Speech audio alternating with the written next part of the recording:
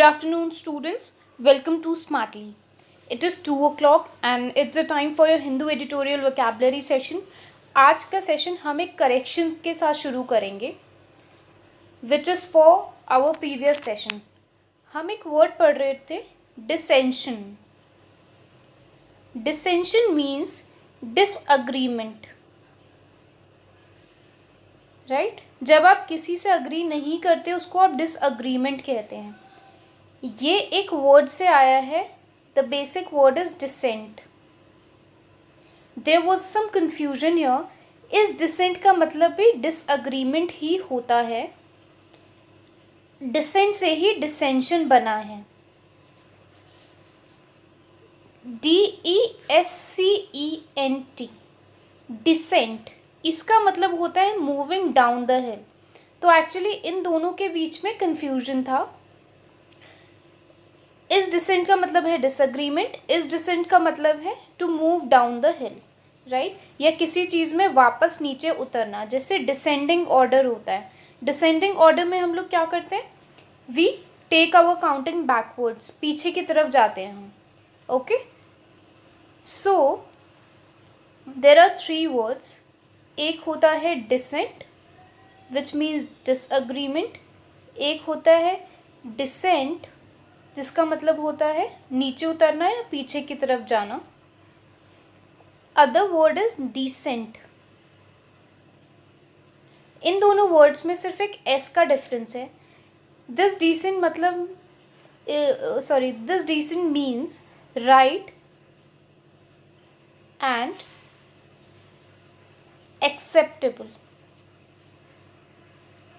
हम किसको डिसेंट कहते हैं, जो पर्सन बिल्कुल सही होता है और एक्सेप्टेबल होता है, right. I hope the word and the confusion is clear now. Now heading towards our first word of the day, that is unravel. Unravel मतलब किसी चीज़ को जब हम अनफोल्ड करते हैं, राइट. मतलब किसी चीज़ को जब आप सॉल्व करते हैं, that is unravel. Can you see this image? This person may be acting as a teacher. He is trying to solve something. He is trying to provide you a solution of something. So, he is an unraveler. He is an unraveler, or maybe he is unraveling things. Synonyms to resolve or work out. Workout के 2 मतलब होते हैं. एक workout होता है जब आप किसी सिचुएशन को काम करवाने का कोशिश करते हैं, मतलब किसी सिचुएशन में आपका जब काम बन जाए ऐसी आप कोशिश करते हैं, उसका मतलब होता है workout. Like the tactics worked out और द प्लान वर्कड आउट. तो जब कोई चीज़ किसी काम के पॉसिबल या अकम्प्लिश होने में हेल्प करती है उसको हम कहते हैं वर्कआउट. दूसरा वर्कआउट होता है एक्सरसाइज. जब हम करते हैं उसको भी वर्कआउट कहते हैं. यहाँ पे हम टैक्टिक्स वर्कड आउट वाला यूज़ कर रहे हैं. जब आप किसी चीज़ का सोल्यूशन निकालने के लिए कभी यूज़ करते हैं उसको कहते हैं work out. Okay, antonyms are complicate. जब आप चीज़ों को सॉल्व या सिंप्लीफाई ना करते हुए उसे कॉम्प्लिकेट करते हैं, that is known as the antonym of unravel. For example, the scientist are still unravelling the secrets of DNA. Scientist क्या कर रहे हैं, अभी भी सॉल्व कर रहे हैं सीक्रेट्स ऑफ DNA. DNA हमारे जितने भी सेल्स होते हैं ना, उसके अंदर जो हमारी जेनेटिक इन्फॉर्मेशन होती है जो हम अपने पेरेंट्स से अचीव करते हैं, वो डीऑक्सीराइबोन्यूक्लिक एसिड की फॉर्म में हमारे सेल्स में स्टोर्ड होती हैं. एंड इसका एक कॉम्प्लिकेटेड स्ट्रक्चर होता है, उसको अभी भी सॉल्व करने की कोशिश कर रहे हैं scientist, right. Now next word is convene. Convene मतलब किसी को बुलाना, बुलावा भेजना. कन्वेंशन सुना है आपने डिफरेंट टॉपिक्स पे. मोस्टली साइंस में कन्वेंशंस बहुत होती है जब काफ़ी सारे लोगों को बुलाया जाता है to discuss about something. To call or order for somebody is convene. When we ask somebody to come, for example, when we ask the students to convene for an assembly, तो what they do is different classes से students एक जगह पे line up हो जाते हैं towards a single point, और they address to a single person or a single team, ये होता है कन्वीन होना। लेकिन at the end of the assembly ख़त्म होने के बाद what do we say disperse, मतलब अब आप दोबारा से you can go to your original position, या आप इकट्ठे नहीं होंगे, आप फैल सकते हैं। You can go in different directions as per you want or as per the requirement. इसको हम डिस्पर्स कहते हैं गाइस। डिस्पर्स एक्चुअली मतलब होता है फैलना या फैलाना, ठीक है। सो जब हम किसी को कहते हैं नाउ यू कैन डिस्पर्स, इसका मतलब you can move in any direction you want to. So the word is convene, एक जगह पे कहीं इकट्ठे होने के लिए बुलावा भेजना, और डिस्पर्स मतलब अपनी मर्जी की किसी पोजीशन पे जाना। For example we convened at the hotel for seminar, हमें बुलाया गया या हमारा बुलावा आया एक होटल में एक सेमिनार के लिए, right. Next word is indolent. Indolent मतलब क्या होता है? The person who is very very lazy, आलसी। आप इस इमेज में देखेंगे, can you recognise this image guys? I think most of you can. This character is a very famous one, Garfield. ये अपनी लेजीनेस के लिए बहुत फेमस है। He'll eat, drink, lay down on the couch, but he won't do anything. He says, I can, but I won't. मैं कर सकता हूँ, but मैं करूँगा नहीं. So he has this lazy character. Somebody who is idle. आपको याद होगा हमने ये कुछ चीज़ें डिस्कस करी थी कि आइडल एक होता है idle. idle मतलब होता है somebody who is lazy. Right ये हम पहले 2 या 3 बार डिस्कस कर चुके हैं, सो डिटेल में हम आज इसको डिस्कस नहीं करेंगे। Now another word is slothful. Sloth क्या होता है? स्लॉथ एक तरह का सील जैसा ऑर्गेनिज्म होता है। सील आप सभी ने देखी है जो हमारे वाटर बॉडी में प्रेजेंट होती है। And sloth is very very lazy, तो जिसके अंदर स्लॉथ जैसी हैबिट्स होती हैं, लेजी हैबिट्स होती हैं, उसको हम स्लॉथफुल कहते हैं, right. Antonym is industrious, or you can say hard working, और हम यहाँ पे laborious भी लिख सकते हैं। जो बहुत मेहनत से काम करता है वो होता है एंटोनिम ऑफ इंडोलेंट। अब इंडस्ट्रियस कैसे होता है? इंडस्ट्रीज़ में बहुत मेहनत से काम होता है क्योंकि बहुत हाई लेवल पे काम होता है, ठीक है। लेबर बहुत मेहनत से काम करते हैं, इसीलिए वहाँ से ये वर्ड बना है industrious guys. Okay, I hope the antonym and the word is clear. For example, he is old and fat and indolent. वो ओल्ड हो चुका है, बूढ़ा है, फैट है और लेजी भी है। Next word is pedestrian. Pedestrian आप सभी ने ये पेडेस्ट्रियन जनरली देखा होगा। इट मीन्स एनी पाथवे और any part of the road जिसको हम रोड क्रॉसिंग के लिए या फिर वॉक करने के लिए यूज़ करते हैं, उसको हम पेडेस्ट्रियन कहते हैं। पीड मतलब फुट। जिस चीज़ को आप पैरों से चल के क्रॉस करते हैं उसको हम पेडेस्ट्रियन कहते हैं।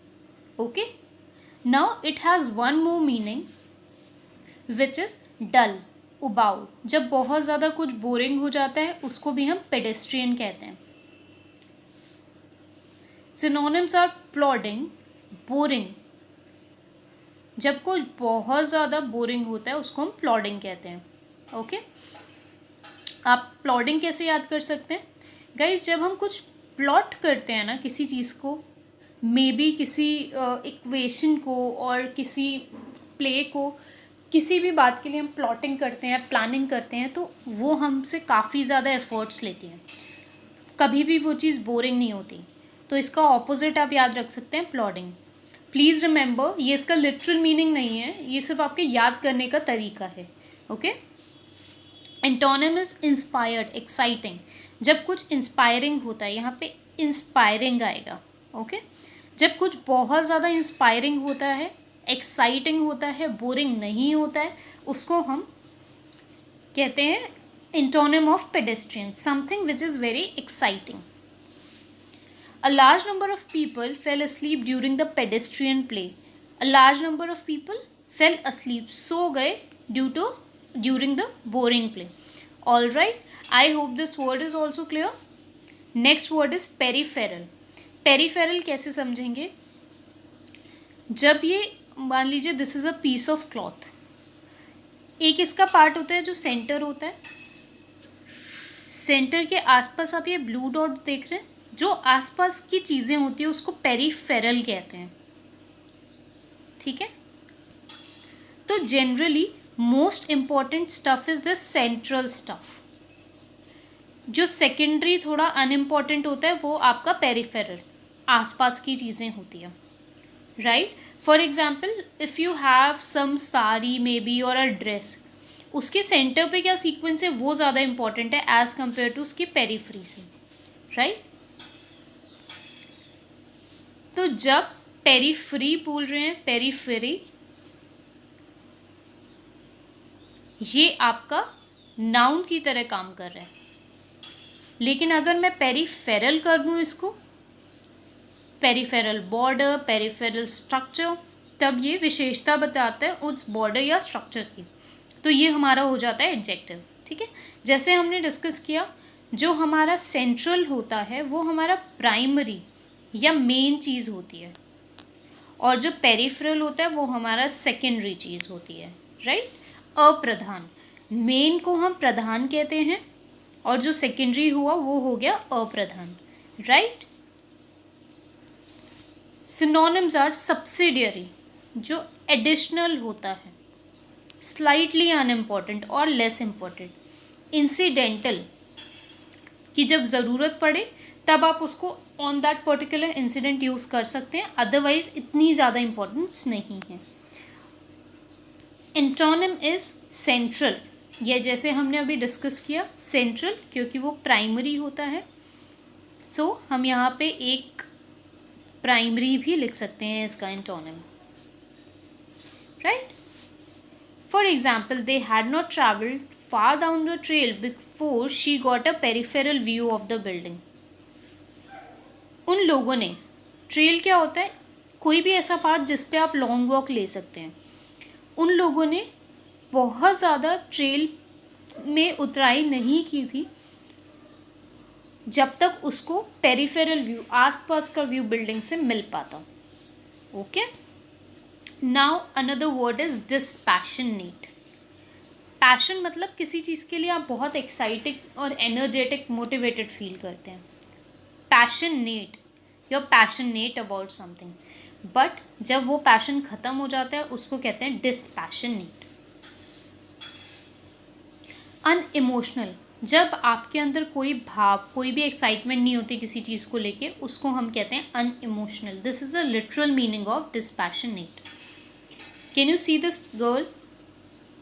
She is maybe lying in the sun. She does not have any energy or excitement about anything right now. So she is dispassionate about any kind of movement. People who are non-emotional, unsentimental, कोई भावुकता ही नहीं है, कोई भाव नहीं है, उनको हम dispassionate कहते हैं. Antonym is emotional. आप यहाँ पे sentimental भी लिख सकते हैं. Right? For example, we as prosecutors try to be dispassionate about the cases we bring. तो जो prosecutors होते हैं, जो हमारे lawyers होते हैं, किसी पार्टी A और B की तरफ से जो केस लड़ते हैं, ठीक है, वो कभी भी अपने इमोशंस को केसेस के साथ, हेयरिंग के साथ मिक्सअप नहीं कर सकते. ठीक है, सो हम प्रोसिक्यूटर्स होते हैं, वो हमेशा अनइमोशनल बिहेव करते हैं. We try to be unemotional about the cases we bring. Right, next is outlandish. Land मतलब पता है, हमारी अपनी जगह, हमारे अपनी लैंड. ठीक है, तो जब कोई उस लैंड से बाहर होता है, मतलब कि कोई फॉरेन या एलियन चीज़, जैसे अर्थ हमारी अपनी लैंड है, अगर अर्थ से बाहर कोई होगा हम उसको एलियन ऑब्जेक्ट कहते हैं. तो आउटलैंडिश मतलब something which does not belong to the original place, ठीक है। अब ये लोग जो नहीं ओरिजिनली बिलोंग करते उनको हम वियर्ड या विचित्र प्राणी कहते हैं। Okay, can you see this image? Most of you I know that आप लोग ये रिकग्नाइज कर पाएंगे ये स्टार कौन है। यस गाइज, या this is Ranveer Singh. He is very famous for his different weird type of clothing, especially during his photo sessions. तो ये weird है, ये जब कुछ बहुत ज़्यादा uncommon होता है हम उसको विचित्र कहते हैं। queer, off beat, इसको आप uncommon भी लिख सकते हैं, तो uncommon भी इसका synonym हो गया। Antonym is ordinary, सो जो बहुत ऑर्डिनरी है, या हम कह सकते हैं अगर कुछ कॉमन होता है या रेगुलर होता है, it is the antonym of outlandish. Right guys, I hope आपने ये साथ में जॉट डाउन किया होगा। We are moving towards our example. He wears outlandish clothes just to seek attention. वो outlandish weird clothes पहनता है ताकि उसको attention मिल सके। ओके, unsettled, unsettled मतलब जो settle नहीं हुआ हो। It can be a baby जो बहुत ज़्यादा cranky होता है, मतलब रोने धोने वाला, और unstable कोई होता है, restless होता है, उसको हम unsettled कहते हैं। Restive, fidgety। अब गाइज जो रेस्टिंग होता है ना, रेस्टिंग मतलब समथिंग विच इज़ काम, बट जब हम IVE लगा देते हैं रेस्टिव, इसका मतलब समथिंग विच इज़ अनसेटल्ड। ये बहुत इंपॉर्टेंट डिफरेंस है। जनरली जब हम ऑपोजिट कॉन्नोटेशन के लिए चीज़ें यूज़ करते हैं तो हम यहाँ पे अन, डिस, ए, ये सब इनिशियल्स लगा देते हैं, बट यहाँ पर ऐसा नहीं है। यहाँ पे एंड में हमने IVE लगाया है। So please remember this one. All right, now for fidgety, ये वर्ड हमने पहले भी डिस्कस किया था कि हम सब के पास, we all have seen this thing, जो हमारा फिजिट स्पिनर होता है। We push it from one side and it rotates. तो जनरली ये तब आया था जब बहुत ज़्यादा लोग एंशियस रहने लग गए थे। They want something to play with their hand so that they can get rid of their nervousness. तो इस फिजिट स्पिनर से आप याद रखेंगे फिजेटी। जब आप बहुत ज़्यादा अशांत होते हैं तो आपके हाथ इस फिजिट स्पिनर के डिपेंड करते हैं। All right, antonym is settled, mean something is settled, something is non फिजेटी और resting. These, all of these are antonym, guys. For example, Britain's unsettled political scene also worries some investors. Britain में ना, UK में काफ़ी लोग investment करते हैं, तो उसका जो अनसेटल्ड पॉलिटिकल सीन है उसकी वजह से काफ़ी सारे कुछ इन्वेस्टर्स भी वरिड हैं। कंप्लायंस, ये वर्ड आई वॉन्ट कि इसके आंसर्स आप खुद दें, क्योंकि हम ये काफ़ी बार डिस्कस कर चुके हैं। First of all I want to know whether it is a noun or adverb or adjective or a verb. My second question is what is the meaning of the word compliance. Third one is give me a very short example in the form of a sentence of compliance. I'm again repeating my words. Please do not copy and paste from anywhere. आप चाहे shortest sentence बनाएं plus, लेकिन please आप अपनी language में उसको लिखेंगे और एक ओरिजिनल सेंटेंस बना के please present it here. Okay, now we are heading towards our idioms and phrases section. First one is bear the brunt of. Brunt पढ़ के आपको कुछ नेगेटिव सी फीलिंग आ रही है? ब्रंट मतलब ऐसा होता है जैसे कोई गुस्सा हो गया या नेगेटिविटी हो गई, राइट? तो इसका एक्चुअल मीनिंग होता है to bear the main shock of. इसका हम एक बहुत आपको डे टू डे लाइफ का एग्जाम्पल देंगे, ठीक है? Suppose this is your father and this is our mother. इनके बीच में किसी रीज़न से फाइट हो रही है and you just jump it out of nowhere कि इस सिचुएशन को तो हमें अब ख़त्म करना है। तो तो if you will speak something in between them, इन दोनों का गुस्सा आपके ऊपर निकलेगा. You will be the one who will have to bear the brunt of the anger of the situation, or you will have to bear the main shock of situation, right? Now see this image. यहाँ पे these two people are fighting for this picture, for this painting, but the main brunt is being the main brunt of this fight is on the painting itself. Painting is getting broken off. तो अभी reason क्या है, कौन problem झेल रहा है, ये painting problem झेल रही है. तो ब्रंट मतलब एक्चुअली बियर मतलब झेलना होता है, ब्रंट मतलब शॉक होता है. ठीक है. For example, the poor have to bear the brunt of increasing prices. जो पुअर हैं, जो गरीब लोग हैं, उनको क्या शॉक झेलना पड़ रहा है, इंक्रीजिंग प्राइसेस का. ये हमारी करंट 2021 की सिचुएशन को रिप्रेजेंट करता है. हमारे पेट्रोल के प्राइस कितने ज़्यादा बढ़े हुए हैं, हमारी जो फूड है उसका प्राइस बहुत ज़्यादा बढ़ा हुआ है. तो बेसिक सबसे गरीब लोगों को सबसे ज़्यादा प्रॉब्लम फील हो रही है इस time. All right, I hope this one was clear. We are heading towards our second and the last idiom and phrase of the day, that is bid defiance. Bid मतलब bye bye बोलना. जब आप किसी को wave of करते हैं, भेज देते हैं, उसको कहते हैं बिड. एक बिड का मतलब होता है भेज देना. ठीक है, या भेज देना. ओके. एक बिड का मतलब होता है बोली लगाना. तो यहाँ पे हम लोग भेज देना वाले बिड को कंसीडर करेंगे. डिफाइंस मतलब, इसको कुछ लोग डिफियंस भी बोलते हैं. Defiance means to defy something, किसी को ना बोलना. So, to ignore something is bid defiance. Can you see this image? This girl is surrounded by multiple questions, but she has blocked her ears because she is ignoring all the questions. So, to ignore is bid defiance. इसके साथ हम एक चीज़ आपको explain करेंगे. Bid मतलब verb है. ठीक है. तो जब भी हम किसी ईडियम में किसी वर्ब का इस्तेमाल करते हैं और अगर सेंटेंस के टेंस चेंज हो रहे हैं, मतलब प्रेजेंट, पास्ट, फ्यूचर, तो उसके अकॉर्डिंग वर्ब के भी टेंस चेंज होंगे. जैसे अगर यहाँ पे बिड है, this will be use for the present tense. लेकिन अगर हम पास्ट की बात कर रहे हैं तो पास्ट टेंस में क्या होगा, पास्ट टेंस में दिस विल बी बेड.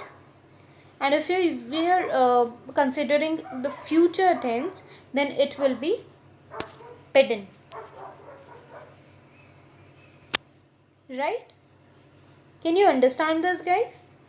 तो जब भी कोई वर्ब या क्रिया यूज़ होती है किसी ईडियम में और सेंटेंस में हमें उसका इस्तेमाल करना है, तो सेंटेंस के टेंस के हिसाब से वर्ब का टेंस चेंज होता है. जैसे बिड का प्रेजेंट बिड होगा, पास्ट बेड होगा, BADE बेड, फ्यूचर बिडन होगा. इसको आप ऐसे समझ सकते हैं जैसे हम लोग वर्क प्रेजेंट टेंस में बोलते हैं, वर्कड पास्ट में भी बोलते हैं, वर्कड ही फ्यूचर में भी बोलते हैं. तो अगर किसी इडियम फ्रेज में ऐसा आएगा कि कोई भी वर्ब आ रही है तो उसमें चेंजेस आएंगे टेंस के according. For example, Rohan bade. Can you see here, we are talking about past tense here. तो बिड का बेड हो गया है. Rohan bade defiance to his father's wish of becoming a doctor. Rohan ने इग्नोर किया अपने फादर के विश को to become a doctor. His father wanted that he becomes a doctor in future, but no, instead he became an engineer. All right, आप सभी को समझ आ रहा है? So हमने आज 2 idioms पढ़े हैं. First one was bear the brunt of. Second one is bid defiance. All right, that's all from my side for today, guys. Thank you very much for listening. All the best. Stay safe. Take care.